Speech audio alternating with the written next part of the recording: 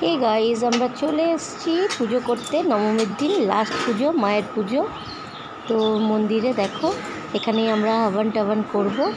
আর আমার বর ভোগ বানিয়েছে, দেখো একটুখানি আমি ভিডিও করেছি। অ্যাকচুয়ালি ভিডিও করলে সবাই এমনভাবে তাকায় না যে কী বলবো।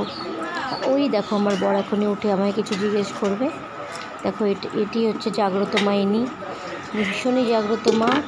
ওই দেখো আমার বর বানাচ্ছে মায়ের ভোগ, আনতে গেছে। এখন একটু আগে ইয়ে করে করো আর কি। আগে আছে আমরা গেছি হবন করলাম, তারপরে আমরা গেলাম বিকেলবেলায় মায়ের আরতি দেখতে। ধুনুচি নাচ হলো, আরও অনেক কিছু আগে থেকে সবটাই শেয়ার করলাম তোমাদের জন্য। যদি ভালো লাগে লাইক কমেন্ট শেয়ার করো। তো দেখতে থাকো।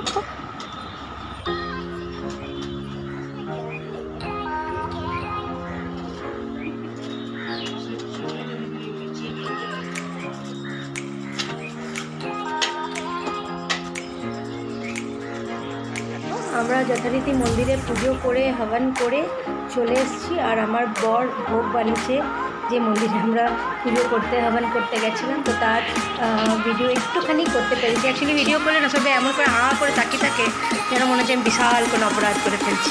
যাই হোক, একটুখানি তুলেছি, তোমাদেরকে সঙ্গে শেয়ার করে দেবো। আর দেখো আমাদের এখানে বিহার ঝাড়খণ্ডে বিশেষ করে এইভাবে সিঁদুর লাগানো হয়। আর এইটাকে বলে মাটিয়া সিঁদুর, অরেঞ্জ কালারের। এটাই দেওয়া হয় কোনো শুভ অনুষ্ঠানে। এই সিঁদুরটাই ইউজ করা হয়। নাকেও লাগানো ছিল, কিন্তু একটু মুখ ধুয়েছি তো তাই মিটে গেছে নাকটা। যা রোদ গরম, এই জাস্ট এসে একটু খেলাম। আমার বর গেছে এখনও সেই মন্দিরেই ভোগ আনতে। ওরা খেয়ে তারপরে আসবে। আমার যেহেতু ওষুধ খেতে হয়, আমি এতক্ষণ পারি না, তাই জন্য আমি চলে এসেছি। চলো দেখতে থাকো আর কী করছি আমরা আজকে।